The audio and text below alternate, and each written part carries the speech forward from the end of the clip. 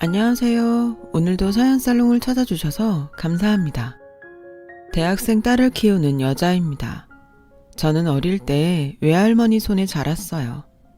저희 엄마는 저를 가졌을 때 미혼모였고 임신을 해서 당연히 결혼할 줄 알았다가 만삭이 되고 나서 아빠에게 버림을 받았다고 합니다. 그로 인해 저는 할머니 집에 오게 되었고 그때는 제가 기억도 하지 못하는 100일 무렵이었어요. 그 뒤 전 할머니와 둘이서 살게 되었어요. 할머니는 늘 말씀하셨죠. 엄마가 곧 우리 미경이 데리러 올 끼다. 어릴 땐 그 말이 진짜인 줄 알고 비가 오나 눈이 오나 대문 앞에서 엄마를 기다렸어요.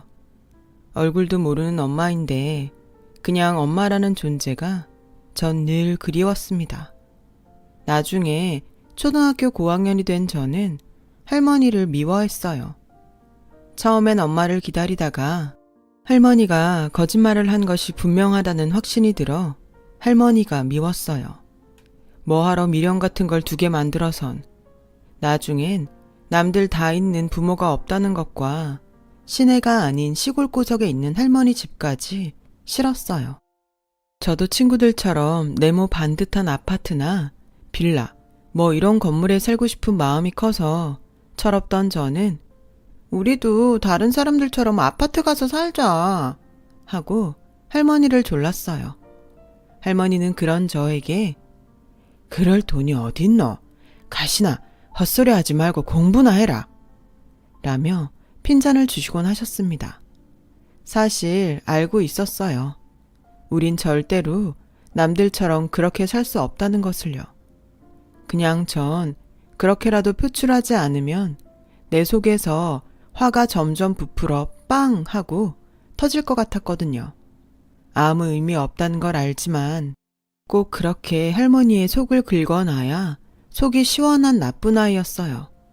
할머니는 좋으나 싫으나 그리고 기쁘나 슬프나 늘 아리아리랑 쓰리쓰리랑 아라리가 났네 하며 아리랑 노래를 흥얼거리셨어요.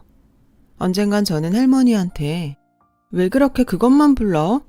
라고 물어본 적이 있었는데 할머니의 대답은 자기도 모른다고 하셨어요.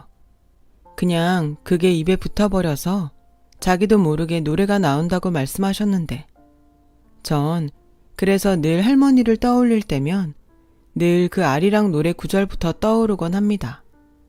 오늘은 우연히 아침 TV에서 노동요로 부르는 아리랑 노래를 들었어요. 그 노랫소리를 들으니 지금은 계시지 않은 할머니에 대한 많은 기억이 떠오르는 날입니다. 사춘기 시절 전 여느 아이처럼 외모에 관심이 많았어요. 반 친구 중에는 유독 예쁜 아이들이 몇 명 있었는데 그런 아이들을 볼 때면 저는 제 얼굴이 싫어서 집안의 모든 거울을 뒤집어 놓거나 할머니가 쓰시는 보자기로 가려놓기 일쑤였어요.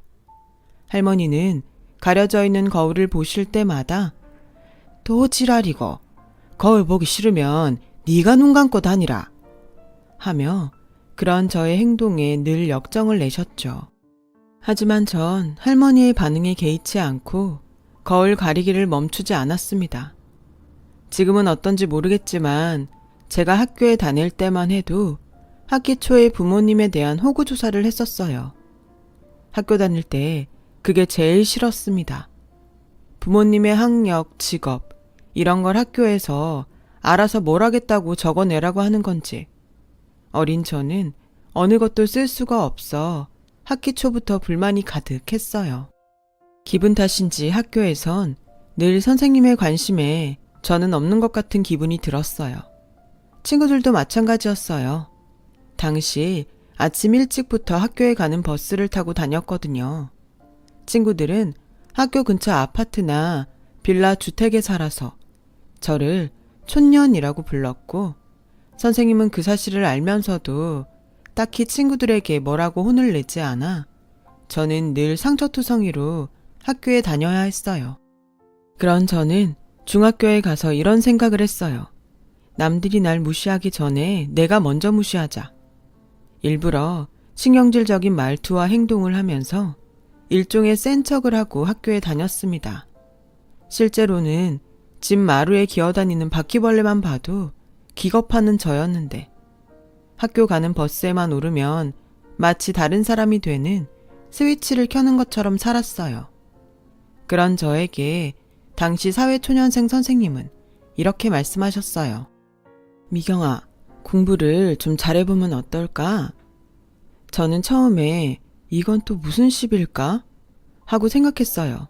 그런데 선생님의 모습은 사뭇 진지하셨어요.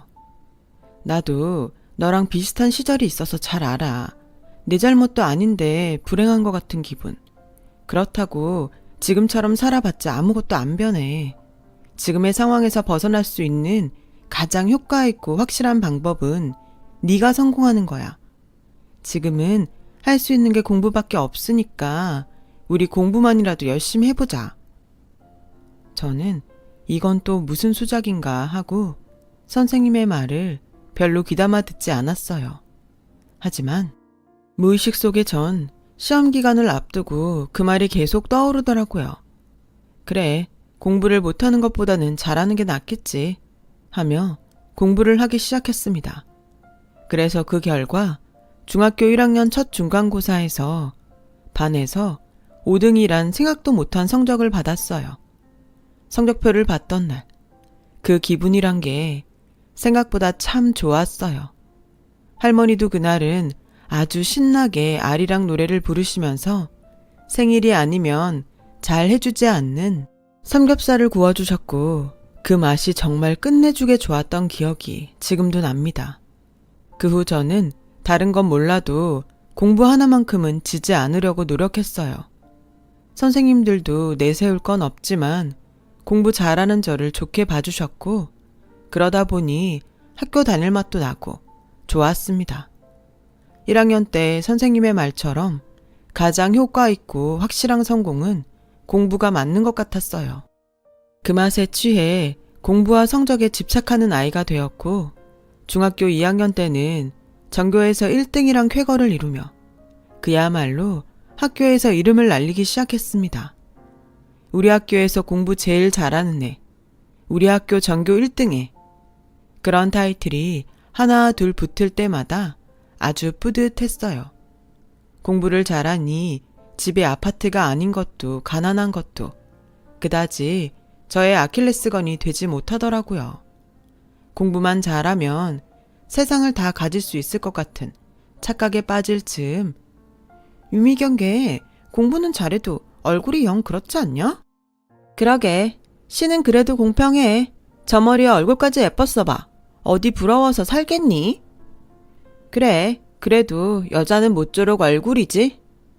이런 소리가 들려오더군요. 처음엔 공부 못하는 것들이 부러워서 시샘한다고 생각했지만 사춘기 시절이라 그간 잊고 있던 저의 외모 콤플렉스를 건드려 자신감이 확 떨어지더라고요. 설상가상으로 그 즈음에 저희 반에는 서울에서 전학을 온 아이가 한 명 있었어요. 그 아이는 피부는 하얗고 머리는 생머리에 눈, 코, 입이 만화 주인공처럼 예뻐서 저는 스스로 그 아이와 저를 비교하며 주눅이 들어갔습니다. 그런 저에게 할머니는 늘 팔자 좋은 소리하고 자빠졌네. 네 얼굴이 어디가 어때서 불만이고 내 볼 때는 곱기만 하구만 하시며 칭찬인지 욕인지 모르게 역정을 내셨어요. 전 그럴 때마다 웃어야 할지 화를 내야 할지 몰랐죠. 일주일에 한 번 할머니와 대중 목욕탕을 갈 때면 저는 할머니에게 힘 좀 팍팍 내서 더 세게 밀라고 나도 은정이처럼 뽀얗게 되게 라고 말하면 할머니는 지랄 연병하네 라며 여지없이 아리아리랑 쓰리쓰리랑 노래를 부르며 저의 등을 밀어주셨어요. 저는 그런 할머니의 노랫가락에 맞춰 챙겨온 요거트를 먹지 않고 얼굴에 양보했는데 이기 미친나 이 아까운 걸 어디 처바르노? 하며 할머니가 역정 내던 때가 생각나네요. 아무튼 그때는 예뻐질 수만 있다면 뭐든지 할 수 있다고 생각하던 때였습니다. 하지만 태어나길 못난이인 걸. 아무리 때를 빼고 광을 내도 전 그냥 깨끗하고 뽀얀 못난이였죠. 예뻐지고 싶은 욕망에 할머니께 쌍꺼풀 수술을 시켜달라고 졸랐지만 오히려 할머니한테 두들겨 맞아 등짝에 쌍꺼풀 라인처럼 선명한 효자손 라인이 생겼어요. 하지만 저는 포기하지 않았습니다. 용돈을 모아 저금을 하기 시작했거든요. 그걸로는 부족해서 할머니의 농사일을 돕거나 마을 어른들의 농사에 품앗이를 가서 돈을 모으기 시작했어요. 그 돈은 저의 성형수술을 위한 자금이었지만 할머니에게는 물론 비밀이었죠. 전 확실한 제 삶의 목표를 세웠어요. 그건 일단은 공부를 열심히 해서 서울로 대학을 가자. 그리고 모은 돈으로 성형수술을 하고 좋은 곳에 취직해서 좋은 남자를 만나 남들이 부러워하는 결혼을 하고 행복하게 살자 였어요. 목표가 확고하니 놀고 싶은 마음도 저절로 사라졌고 혹여 할머니가 대학 등록금 같은 거 없다고 하실까봐 전액 장학금을 받을 수 있도록 공부만 했어요. 그렇게 전 정말 좋은 성적으로 우리나라에서 가장 좋다는 S대의 전액 장학금을 받으며 합격했습니다. 저희 합격 소식에 할머니는 없는 형편에 조촐한 잔치를 벌였고 이장 아저씨는 제가 기특하다며 마을 입구에 플랜카드도 걸어줬어요. 개천에서 용난꼴이었거든요. 그 기분이란 정말 겪어본 사람이 아니면 알 수 없을 정도로 짜릿하더라고요. 이런 게 노력한 보람이구나 싶은 게 앞으로의 제 인생은 그야말로 탄탄대로가 분명하다고 생각했습니다. 대학 입학을 앞두고 서울에 머물 집을 구한다며 2달이나 빨리 서울로 올라왔어요. 입학 전 성형수술을 받고 싶었거든요. 하지만 막상 성형외과에서 상담을 받으니 수술 비용도 제가 생각했던 것보다 훨씬 비쌌고 무엇보다 생각만 할 때보다 무서웠어요. 실제로 제 얼굴 사진에 의사 선생님이 사인펜으로 절개하는 설명을 해줄 때 모르면 몰라도 알고는 도저히 결정을 내릴 수 없었어요. 그래서 하는 수 없이 그냥 성형외과를 나을 수밖에 없었죠. 그 길로 저는 모은 돈으로 헬스클럽을 갔어요. 최고의 성형은 다이어트라고 했으니 그 말을 믿어보고 싶었어요.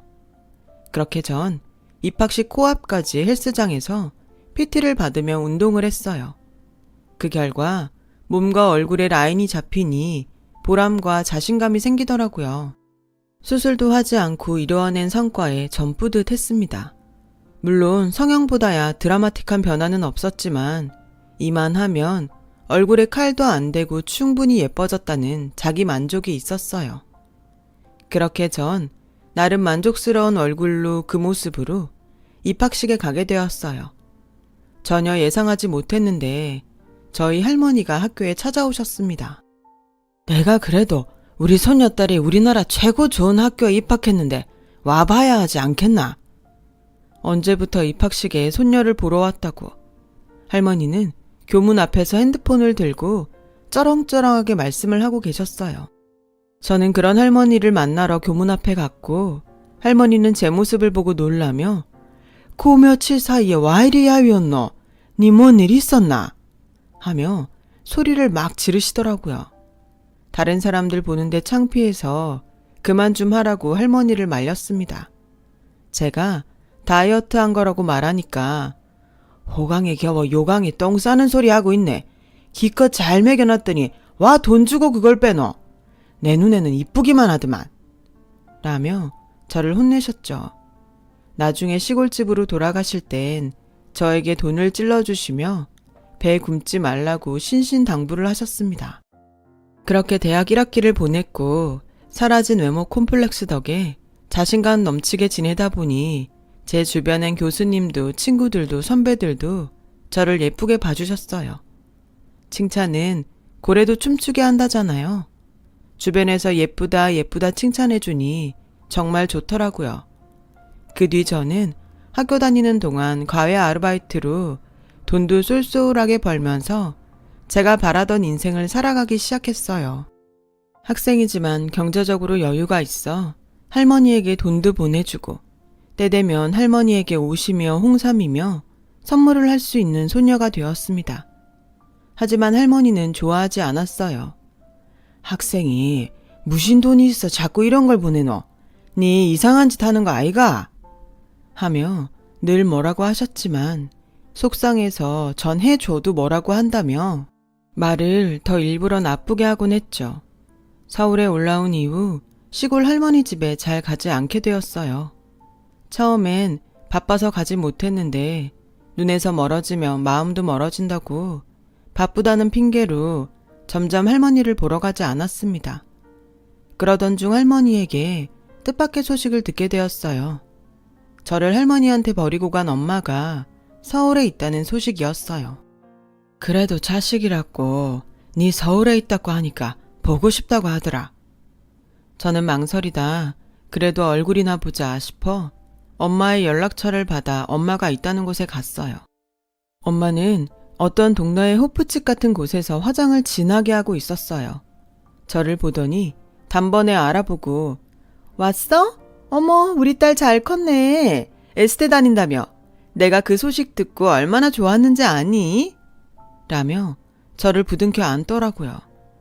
진한 화장품 냄새에 조금 거부감이 들었지만 평생 그리워했던 엄마의 품이라고 생각하니 기분이 나쁘진 않았습니다. 그런데 정마담 우리 왔어. 새로운 아가씨인가? 하며 가게 단골로 보이는 아저씨 무리가 왔고 엄마는 반가운 친구라도 보듯 호들갑을 떨면서 저한테 하듯이 아저씨들을 안더라고요. 저는 그 모습에 당황했는데 엄마는 저에게 냉장고에서 술을 가지고 오라고 했어요. 그 와중에 아저씨 한 명이 제 손을 쓱 만지더라고요. 저는 너무 불쾌해 그 아저씨의 손을 꺾으며 손모가지 부러뜨리기 전에 곱게 술이나 드시죠? 그러자 그 아저씨는 화가 난 얼굴로 씩씩거리며 욕을 하더라고요. 주방에서 안주를 만들던 엄마는 놀라서 튀어나와 저에게 사과하라고 강요했어요. 저는 가게를 뛰쳐나왔고 울면서 당시 머물던 자취방으로 돌아왔습니다. 엄마를 본 건 그날이 처음이자 마지막이 되었어요. 이런 사실을 알 리 없는 할머니는 저에게 엄마 잘 만나고 왔냐고 물었고 전 차마 엄마가 술집 하면서 아저씨들이랑 이러쿵 저러쿵 한다고 말하지 못하겠더라고요. 만나긴 했는데 정이 없어 그런가 별로 감흥이 없었다고 앞으로는 만나고 싶지 않다고 말했습니다. 그렇게 대학 졸업반이 되었고 대기업과 공기업 취직을 목표로 하고 고군분투했어요. 그리고 안정적이라는 공기업 입사를 하게 되었어요. 살면서 태어나고 자란 환경은 어쩌지 못했지만 인생 목표로 삼았던 것들은 모두 제 손으로 이뤘다는 그 성취욕이 절 어디서나 꺾이지 않는 사람으로 만들어줬어요. 입사 후 저는 사회생활도 제법 순탄하게 하기 시작했죠. 그때는 몰랐어요. 그 이후 제 앞에 펼쳐질 지옥이 있다는 것을요. 그저 더 높은 곳에 올라가면 더 좋은 곳이 있을 거라고 생각했지 낭떠러지가 있을 거라고는 상상조차 하지 못했거든요. 저는 선배의 소개로 한 남자를 만났고 다복한 집에서 구김살 없이 자란 남자에게 급격하게 빠져들었어요. 생각해보니 그간 저는 변변한 연애 한번 제대로 하지 못한 터였기에 저의 마음은 저조차도 제어가 되지 않을 만큼 그 남자에게 빠져들었습니다. 그렇게 6개월. 저는 결혼을 했어요. 할머니는 너무 급하게 결정한 거 아니냐고 뭐라고 하셨지만 지금까지 실수한 적 없던 저는 저의 안목을 믿었어요. 남편은 고생 한번 하지 않고 편하게 산 사람이었어요. 시어머니는 남편이 무슨 말을 하기 전에 미리 남편의 니즈를 맞춰주는 그런 분이셨죠. 그런데 문제는 시어머니가 당신의 역할을 저에게 전가하시려는 거였어요. 이제 결혼도 했으니 네 남편은 네가 챙겨라 하며 저에게 리스트가 적힌 종이를 건네셨어요. 그 리스트는 남편의 1년 뒷바라지 리스트였습니다. 1월부터 12월까지 남편에게 필요한 것들 혹은 제가 챙겨야 할 것들이 적혀 있는데 그걸 읽어 내려갈수록 기가 차더군요. 어머니, 저는 이렇게 못해요. 저도 직장 다니고 피곤한데 자식도 아니고 이걸 어떻게 다 하고 살아요. 나는 다 하고 살았다. 규성이한테 들어보니 넌 부모도 없이 네 손으로 다 하고 살았다며. 우리 애는 너랑 달라? 하나부터 10까지 내 손 없으면 아무것도 못한다. 애도 아니고 어른인데 이제라도 스스로 하고 살아야죠. 어머니가 그동안 애쓰신 거 뭐라고 하고 싶지 않지만 저한테는 무리예요. 그 후 전 시어머니와 돌이킬 수 없는 강을 건넜고 시어머니는 보란 듯이 반찬을 하더라도 남편 먹을 것만 챙기셨어요. 처음엔 당신 어머니가 유치하다며 제 편을 들어줬던 남편은 제가 해주는 것보다 엄마가 해주는 것이 편하다며 계속 마마보이처럼 행동하더라고요. 부부간의 사이도 멀어지기 시작했고요. 행복한 결혼 생활을 꿈꾼 저는 남들도 다 이렇게 사나 싶은 의문이 들었어요. 남들이 부러워하는 행복을 위해서 점점 자발적으로 시어머니가 줬던 리스트를 하나 둘 챙기게 되었어요.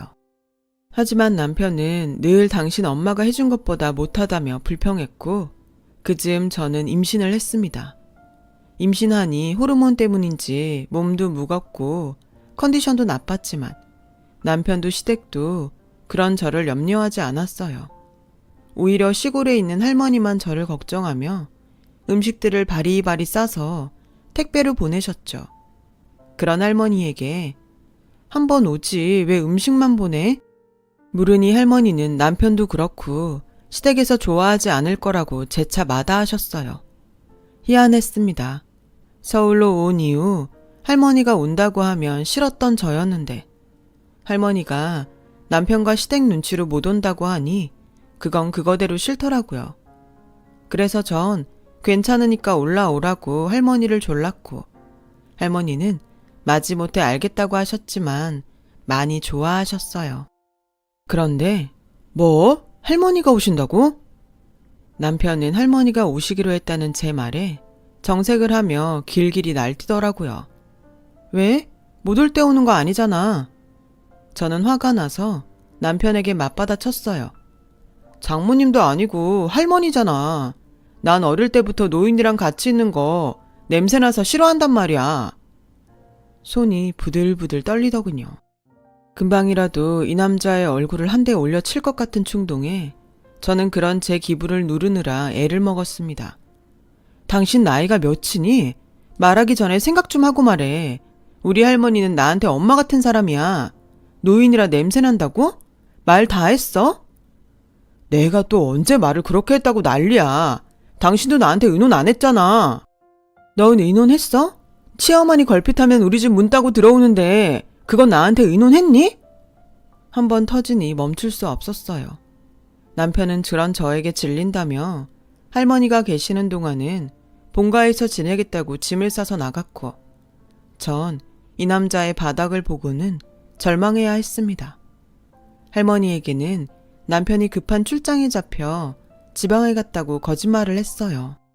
할머니는 오히려 잘 됐다며 임산부 혼자 있는 것보다 당신이 챙기시겠다며 또 콧노래를 부르며 쌓아온 것들을 냉장고에 넣었는데 그 콧노래를 들으니 이상하게 배알이 꼬여 짜증이 났습니다. 그것 좀 부르지 마. 정신 사나워. 다른 때 같으면 별 트집을 다 잡고 지랄한다고 역정을 내고도 남을 양반이 제가 빽 하고 신경질을 내자 알겠다며 노래를 딱 멈추는데 제가 진짜 꼬여 있어서 그런 건지 그 모습도 그렇게 싫을 수가 없었어요. 덕분에 할머니는 이틀 내내 제 눈치만 보다 농사일이 있어 더는 못 있는다고 시골집에 내려가셨죠. 시어머니는 할머니가 가셨다며 사람을 데리고 와서 청소를 하기 시작했습니다. 왜 갑자기 청소를? 우리 규성이가 비위가 좀 약하지 않니? 겸사겸사 소독도 하고 청소도 하면 좋을 것 같아서. 시어머니는 말을 흐렸지만 저는 모든 것을 눈치챌 수 있었어요. 그래서 그날 밤 남편에게 이혼하자고 확 질러버렸고, 남편은 자기가 무슨 잘못이 있냐며 더 언성을 높이는데, 그 후 저희 부부는 쇼윈도 부부처럼 남보다도 못한 사이가 되었습니다. 그렇게 출산일이 다가왔고 할머니는 제 몸조리를 돕겠다며 병원으로 오셨는데, 저희 남편과 시어머니가 요즘은 전부 시설 좋은 조리원에서 몸조리한다며 저랑 상의도 하지 않고 저희 할머니를 돌려보내는 일이 있었어요. 또 그 일로 남편과 대판했죠. 너같이 꼬인 여자랑은 더는 못 살아. 나 아니면 누가 너랑 산다고 바락바락거리는지. 더는 못 참으니까 이혼해. 남편도 그렇게 저에게 이혼을 요구했어요. 정남이가 뚝 떨어져 이렇게 결혼 생활을 유지하는 것은 무의미하다고 생각했어요. 그래, 애가 너같이 싸가지 없는 아빠 보고 배울까봐 무섭다. 당장 이혼해. 그렇게 이혼 서류에 도장을 찍었어요. 할머니는 저의 이혼 소식에 오히려 화를 내며 지금이라도 물으라고 하시더군요. 아무리 내가 잘못해서 그런 게 아니라고 해도 제 말을 듣지 않았습니다. 급기야 저한테 말도 하지 않고 남편을 찾아가서 이혼만은 하지 말아달라고 사정사정을 했다는 소리를 듣고 어찌나 화가 나던지 저는 할머니한테 버럭 화를 냈죠. 알지도 못하면서 나서지 마. 그 인간이 어떤 인간인 줄 알아? 할머니 왔을 때 출장 간 거 아니고 지네 집에 간 거야. 할머니한테 노인 냄새 난다고. 그리고 조리원에 있는 와이프한테 이혼하자고 하는 놈이 정신 제대로 박힌 인간이야? 할머니는 그런 인간하고 내가 계속 살았으면 좋겠어? 아마 나중엔 우리 애도 할머니 안 보여줄걸? 그래도 괜찮아? 있는 힘껏 할머니한테 퍼부었어요. 정신을 차렸을 땐 이미 할머니의 두 눈엔 눈물이 그렁그렁했고 저는 뒤늦게 아차 싶어 고개를 떨구었습니다. 그러자 할머니는 저를 힘껏 안아주며 니미를 그런 상놈의 잡놈인 줄도 모르고 내 아까운 도라지청만 날렸네. 덤덤하게 말씀하셨어요. 그 후 할머니는 시골집을 정리하고 서울살이를 시작하셨죠. 직장을 다녀야 하는 저를 대신해 저희 딸아이를 키워주기 위해서였어요. 저는 아이 아빠가 없다는 컴플렉스를 커버하기 위해 세상에서 가장 좋은 건 딸아이한테 먹이고 입히며 정성을 다했고, 그런 저에게 할머니는 돈이 썩어나나 아무리 지 새끼가 귀해도 니만 할까? 니도 좀 좋은 거 사서 입고 먹고 그래라 라며 저에게 뭐라고 하셨어요. 그땐 몰랐지만 지금 생각하면 할머니는 제가 저 자신을 돌보지 않고 딸에게 올인하는 것이 속상해 그런 거였는데, 전 그때 당시 짠순이 할머니가 돈 낭비한다고 저에게 뭐라고 한다고 생각했습니다. 그뿐이 아니었어요. 할머니의 육아 방식에 저는 이러쿵 저러쿵 잔소리를 했고, 할머니는 그럴 때마다 서운하셔서 몇 번이고 짐을 쌌다가 풀기를 하셨죠. 그러다 한 번은 아이를 재우고 있는 할머니에게서 아리아리랑 쓰리쓰리랑 하는 소리를 들었고, 애 듣는데 그것 좀 하지 마. 가뜩이나 할머니 손에 커서 다른 애들이랑 다르다고 말 나오는데 그렇게 꼭 노래까지 불러야겠어? 라며 할머니에게 짜증을 냈어요. 할머니는 그 당시 제 말에 입을 삐죽삐죽 했지만 할머니 손에 커서 다른 애랑 다르다는 말에 신경이 쓰이셨는지 그날 이후 할머니는 아리랑을 끊으셨습니다. 이상하리만큼 할머니는 노래를 부르지 않으셨고 전 그 모습에 미안한 기분이 들었지만 말하지 않았어요. 그렇게 아이가 어린이집에서 유치원으로 환경이 바뀌었고, 그때 할머니는 매일 소화가 안 된다, 어지럽다며 아프다고 하셨어요. 전 마음과 다르게 아프면 병원을 가자. 내가 의사야? 나한테 백날 아프다고 해봤자 약도 안 나와. 라며 매몰차게 굴었죠.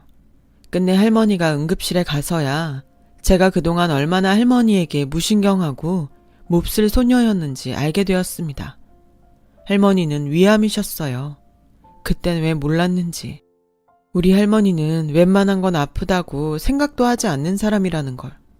그 입에서 아프다는 말이 나왔을 땐 정말 참을 수 없을 만큼 아프다는 신호였다는 걸. 할머니의 수술실 앞에서 세상이 떠난 듯 울고 또 울었어요. 수술을 마친 할머니는 기력을 오랫동안 회복하지 못하고 매 순간 고비를 넘기며 저의 애간장을 녹였습니다.